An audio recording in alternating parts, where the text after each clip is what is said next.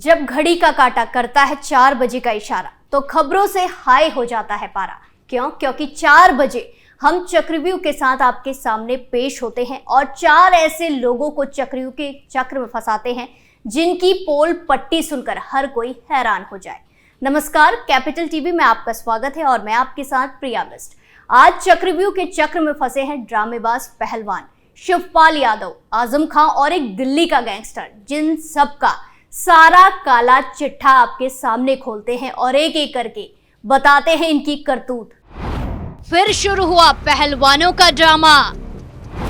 आजम को लगा 440 वोल्ट का झटका। राम मंदिर को लेकर बौखलाए शिवपाल। इनामी अपराध करने पहुंचा उत्तर प्रदेश। सबसे पहले बात करेंगे देश के उन पहलवानों की जो किसी भी फैसले से खुश नहीं है, जो हर अपनी मनमानी पर उतर आए हैं।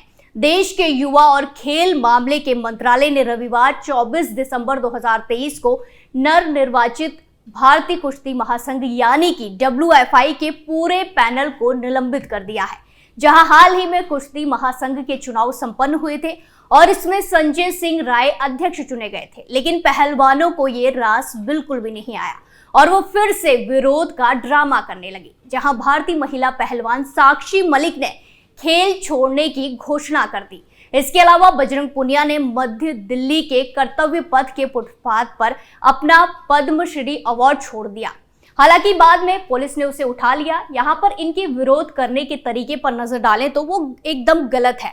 जिस अवार्ड को एक खिलाड़ी अपने खून पसीना लगाकर हासिल करता है, उससे इन खिलाड़ियों ने विरोध के चलते फुटपाथ पर रख दिया। और ये ड्रामा आज का नहीं है, ये खिलाड़ी ऐसा पहले भी कई बार कर चुके हैं। वहीं अगर इन्हें इतनी ही आपत्ति थी तो भारतीय कुश्ती महासंघ के चुनाव से पहले विरोध करते। जब चुनाव में हार गए तो विरोध करने पर उतर आए हैं। जबकि पहलवान जिस महिला को अध्यक्ष के रूप में देखना चाहते थे, इस चुनाव में पहलवान अनीता शोराड़ को हार मिली है, जिन्हें जनता ने नकारा है। और ऐसे में ये तर्क देना कि कुश्ती महासंघ के पूर्व अध्यक्ष ब्रजभूषण शरण सिंह जीते हुए संजय सिंह के करीबी हैं, तो उनका विरोध होना चाहिए, ये भी सरासर गलत है। ऐसे में ये आरोप लगाना कि गोंडा में खिलाड़ियों को प्रताड़ित किया जाएगा, ये भी सरासर गलत है, जिसके चलते अब ये लड़ाई यूपी बनाम हरियाणा होती नजर आ रही है। ये सब विरोध के चलते ही ये दबाव में आकर ये बड़ा फैसला लिया गया है। लेकिन पहलवानों को ज्यादा खुश होने की जरूरत नहीं है, क्योंकि इस तरह कई बार सस्पेंशन हुए हैं। आगे बात समाजवादी पार्टी के कद्दावर नेता कहे जाने वाले आजम खां की करते हैं, जिनकी यूपी में एक टाइम पर सिक्का चला करता था, लेकिन आज वो और उनका पूरा परिवार सलाखों की हवा खा रहा है।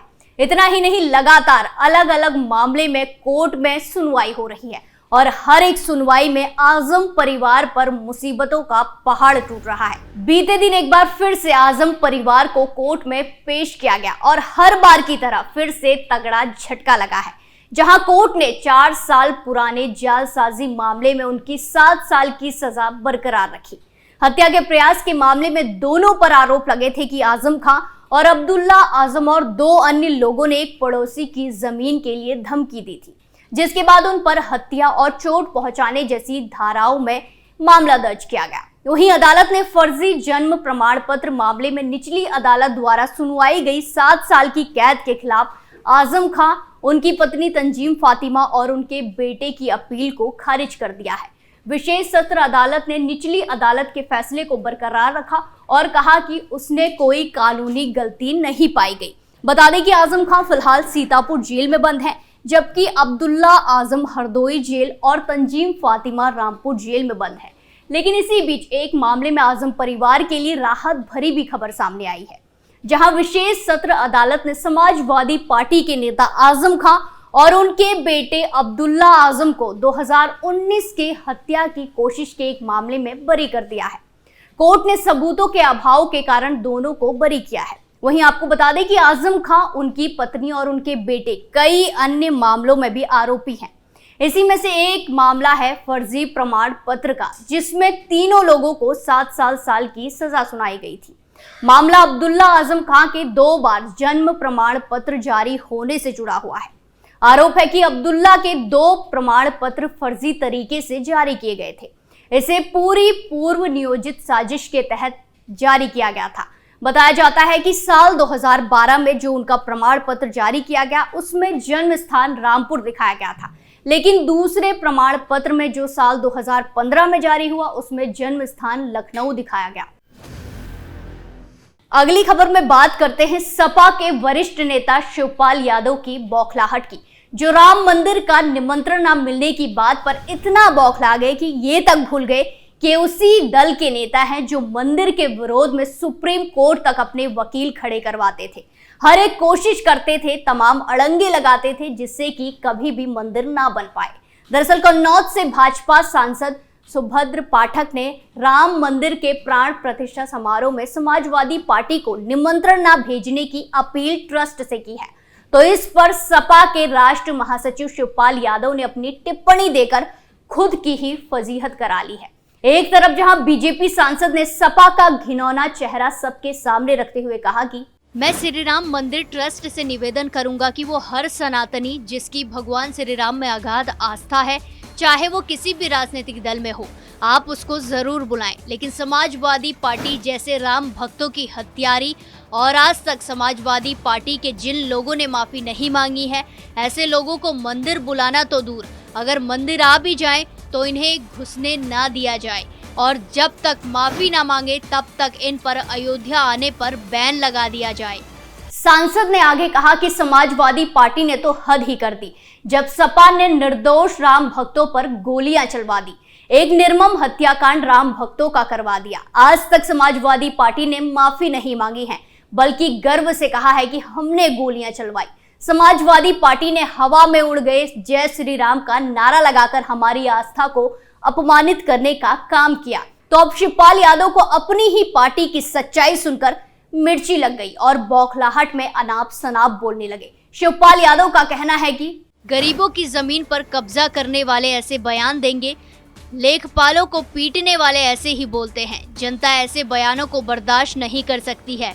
शिवपाल यादव के बयान का ना तो सिर है और ना ही पैर, क्योंकि ये जग जाहिर है कि अपराधियों को संरक्षण कौन सी पार्टी देती है और आज जो भी अपराधी जेल की हवा खा रहे हैं वो कौन सी पार्टी के पाले और पोषे गए थे, चाहे वो अतीक हो या मुख्तार हो या फिर कोई और माफिया।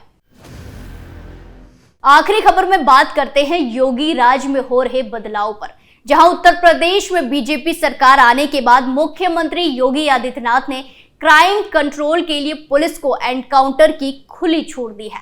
इसका असर भी दिखा और विवाद भी हुआ। असर ये कि जमानत पर छूटे अपराधी अपनी जमानत कैंसिल कराकर जेल जाने लगे। विवाद वही पुराना जो अधिकतर एनकाउंटर के साथ होता है, जैसे वो एनकाउंटर फर्जी था या फिर उस एनकाउंटर में अपराधी नहीं निर्दोष मारा गया।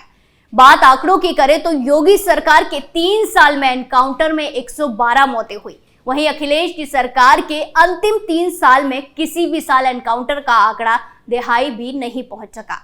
एक ऐसा ही एक्शन यूपी के मैदान में फिर देखने को मिला है, जहां दिल्ली का इनामी बदमाश अपराध करने उत्तर प्रदेश पहुंचा तो योगी की पुलिस ने ऑपरेशन लंगड़ा के तहत उसका एनकाउंटर कर उसे लंगड़ा बना दिया।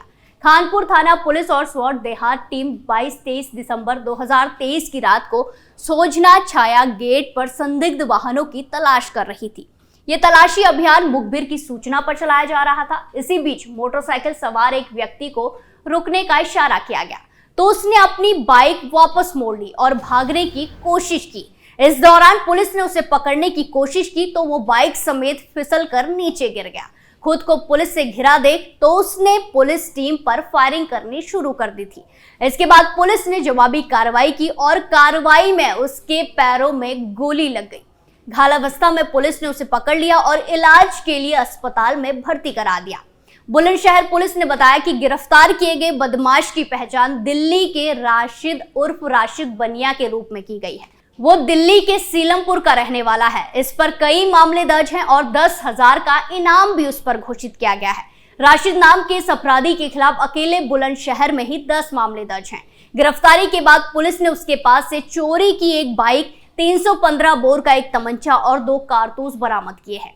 आज हमने देखा कैसे चक्रव्यूह के चक्र में दिल्ली का एक गैंगस्टर, ड्रामेबाज पहलवान आजम खां और शिवपाल यादव फंसे और उनकी पूरी पोल पट्टी खुलकर सबके सामने आ गई। चक्रव्यूह में फिलहाल के लिए इतना ही, फिर पेश होंगे सनसनीखेज खुलासों के साथ। बाकी तमाम खबरों के लिए देखते रहिए कैपिटल टीवी। नमस्कार।